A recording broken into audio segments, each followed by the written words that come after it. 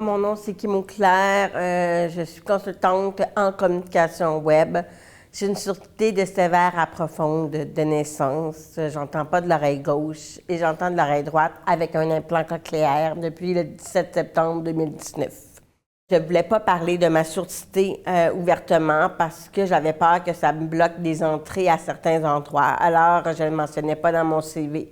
J'ai décidé de me lancer à mon compte justement pour contrer ces défis-là. Et j'ai utilisé le web comme principal moyen de communication. Je me suis dit, bien, ils ne peuvent pas me voir la face, alors ça va être une façon pour moi de contourner cet obstacle-là. Mais encore là, j'avais beaucoup de difficultés si on compare à aujourd'hui. Est-ce que c'est professionnel de dire qu'on a une surdité, la peur de faire pitié, la peur de se faire juger aussi? Donc, il y avait beaucoup de peur de regard des autres. Mon nom, c'est Béatrice Robichaud. Je suis une femme transgenre. Je m'en vais sur mon 39e anniversaire. Yeah. Et puis, moi, je suis une personne qui a étudié en animation, radio-télévision dans les années 2000. Et puis, je suis tombé dans le monde des affaires à cause de mon père qui avait une entreprise. J'ai travaillé pour lui au début des années 2000. Et en 2012, avec mon frère, j'ai décidé de partir ma propre entreprise. En tant que personne d'identité de genre, une des difficultés que j'ai eues inévitablement, c'est que j'ai fait mon coming out. Particulièrement le fait que je l'ai fait, ça faisait déjà plus de 4 ans que j'étais au sein de mon entreprise. Donc pour moi, ça a été tout un défi de faire cette annonce-là. Surtout qu'au sein de mon entreprise, je suis un peu la personne, le visage de l'entreprise. Je suis conférencière, donc je voyage beaucoup pour donner des conférences, pour parler de ma compagnie, les produits qu'on fait, les solutions qu'on offre.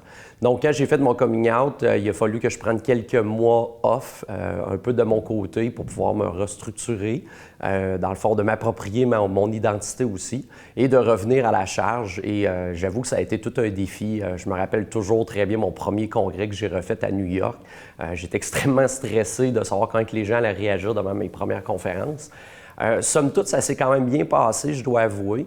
J'ai été surprise de découvrir au sein de mon industrie une communauté de femmes d'affaires qui s'étaient alliées ensemble pour pouvoir justement se solidifier puis s'entraider.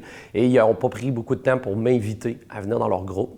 Au sein de mon entreprise, ça s'est super bien passé parce que chez nous, dans mon entreprise, on fait beaucoup des valeurs, moi et mon frère, d'inclusion. C'est ancré dans notre famille d'inclure les gens, peu importe leur origine, leur race, leur couleur, orientation sexuelle, identité de genre. Donc, c'est sûr qu'au bureau, c'était un automatisme, ça s'est fait naturellement. Fait que je considère que je suis un peu une chanceuse dans ma situation, contrairement aux histoires que j'entends autour de moi. Je suis Laou Keïta, la cofondatrice de Keïta Systems, une société d'expertise et de logiciels de pointe aéronautique visant à améliorer la sécurité des avions.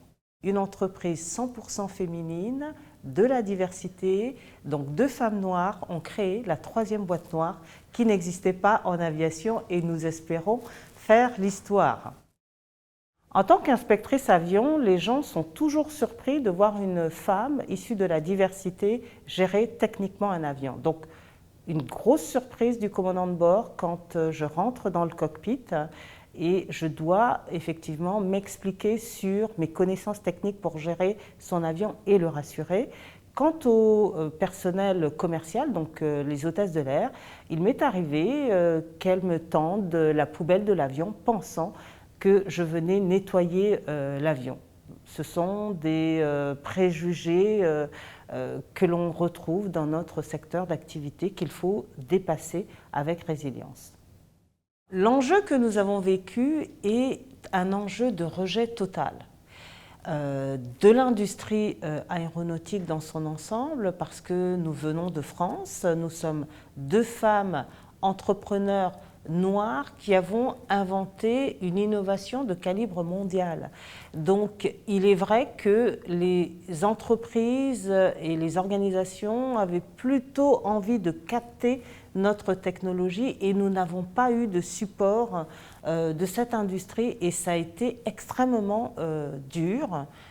Mais nous sommes résilientes et nous continuons de nous faire connaître auprès de l'industrie.